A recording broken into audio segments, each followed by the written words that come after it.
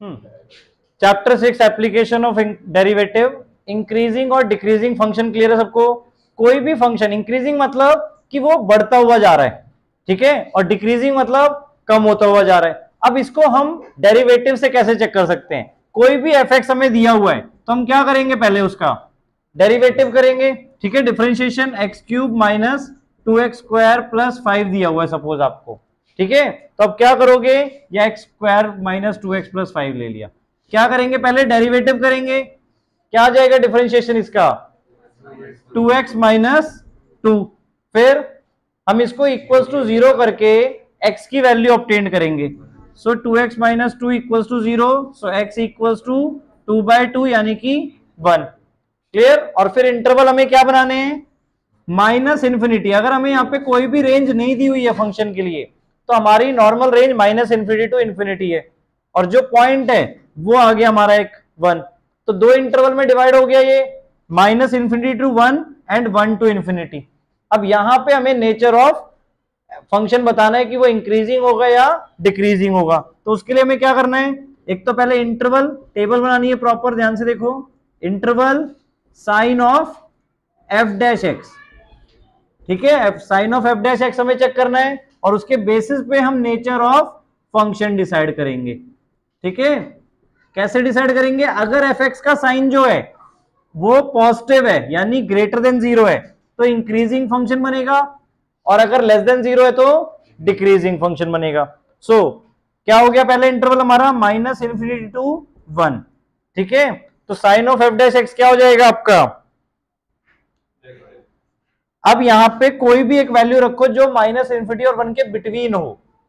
Clear? Suppose 0 put कर दी हमने, तो 0 पुट कर रहे हैं तो यहां पे आंसर क्या आ जाएगा आपका, अगर x की जगह हमने 0 पुट कर दिया इसमें तो -2, यानी sign of f dash x is negative. So nature of function क्या आ जाएगा, डिक्रीजिंग। क्लियर हुआ?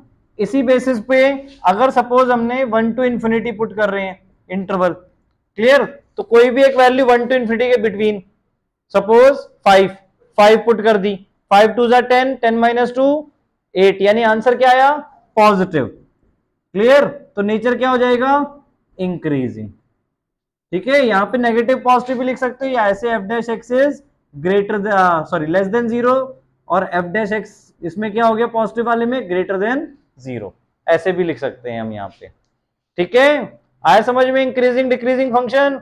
नाउ अब एक्सरसाइज 6.2 के पहले क्वेश्चन डिस्कस कर लिए थे सारे, ई पार्ट ध्यान से देखो, क्वेश्चन 6 का, क्वेश्चन 6 का ई पार्ट क्या गिवन है इसमें हमें। अब ऐसे ही हमारे मतलब इंटरवल 2 भी बन सकते हैं, 3 भी बन सकते हैं, ठीक है। जितनी एक्स की वैल्यू निकलेगी उसके ऊपर डिपेंड करेगा, क्या पता एक्स की वैल्यू निकालने के लिए हमें क्वाड्रेटिक फॉर्मूला या फिर स्प्लिटिंग द मिडटर्म का यूज करना पड़े, ठीक है, अगर एक्स रेज़ टू पावर 2 में होता है तो, ठीक है। नाउ अब एक्सरसाइज 6.2 में क्वेश्चन नंबर 6 का 5th पार्ट क्या गिवन है, देखो इंटरवल निकालना है हमें जहां पे स्ट्रिक्टली इंक्रीजिंग या स्ट्रिक्टली डिक्रीजिंग हो रहा है, ठीक है। ई पार्ट क्या है हमारा 5th पार्ट, x प्लस 1 का whole cube into x minus 3 का होल क्यूब, ठीक है। नाउ अब एफ एक्स हमारा ये हो गया, ठीक है, ये फंक्शन हो गया हमारे पास x प्लस 1 का होल क्यूब x माइनस 3 का होल क्यूब। अब हमें सबसे पहला काम क्या करना है, अगर इंटरवल निकालने हैं तो इसका डेरिवेटिव।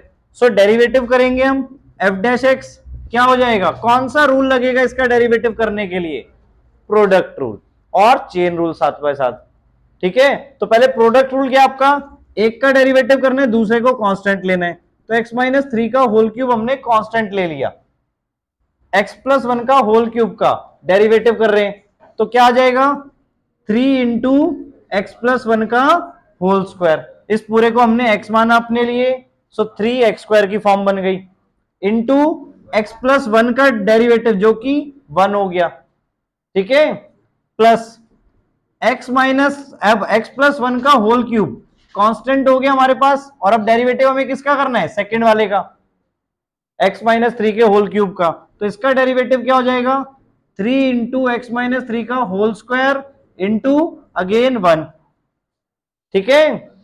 यहां तक समझ में आया बेटा, प्रोडक्ट रूल और चेन रूल हमने दोनों अप्लाई कर दिए इसमें, ठीक है।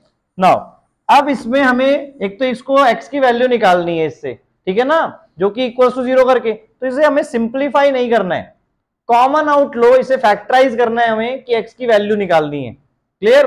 तो फैक्टराइज करने के लिए कॉमन क्या क्या हो सकता है, 3 देखो दोनों तरफ आ रहा है, 3 कॉमन हो गया, x माइनस 3 का होल क्यूब है यहाँ पे और x माइनस 3 का होल स्क्वायर है, तो कॉमन x माइनस 3 का होल स्क्वायर, क्योंकि 2 बार तो दोनों में आ रहा है।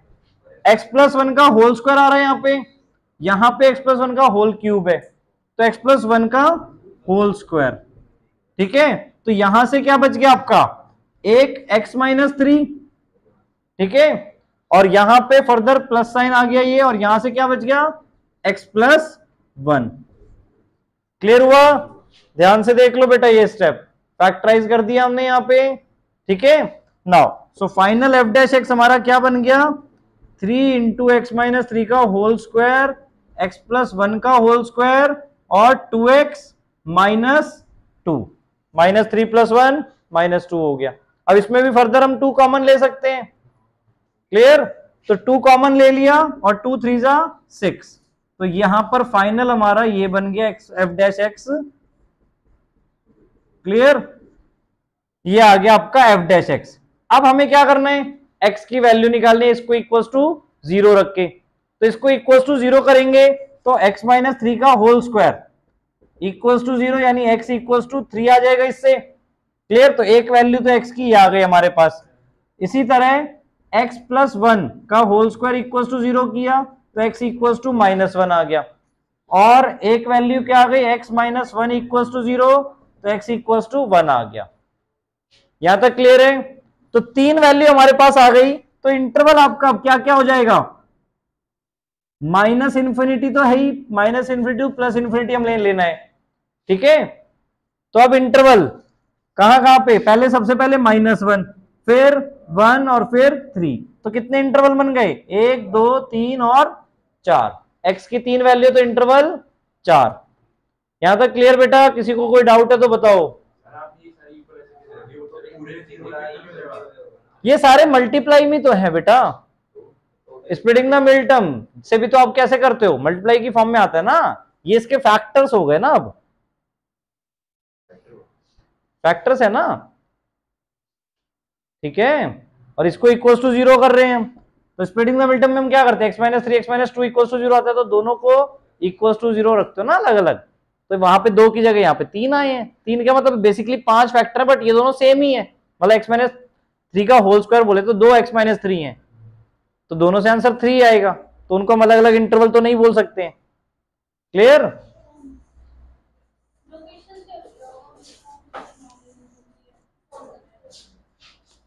लो बात कर,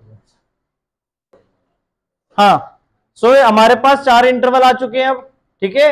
अब 1 बाय 1 नेचर ऑफ फंक्शन निकालना है इससे हमें। सो टेबल अगेन, इंटरवल क्या क्या है आपके पास,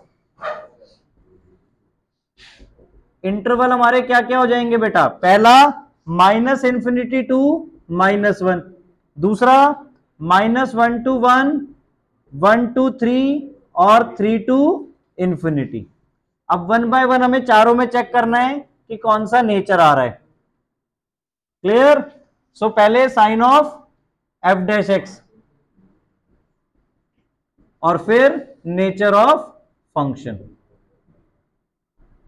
सो पहले वाले में देखो, माइनस इंफिनिटी टू -1, कोई भी वैल्यू पुट करो, सपोज -2 पुट कर रहे हो आप यहां पे, तो -2 इसमें पुट करोगे x की जगह पे, तो -2 -3 -5, और वैसे अगर आप ध्यान से देखो ये स्क्वायर है, स्क्वायर तो हमेशा क्या आएंगे, पॉजिटिव, तो इसे आपको कंसिडर करने की भी जरूरत नहीं है इवन, क्योंकि हमेशा पॉजिटिव रहने ही वाले हैं, चाहे x की कुछ भी वैल्यू हो, चाहे माइनस में आए अंदर प्लस में आए, स्क्वायर करेंगे तो क्या हो जाएगा, पॉजिटिव।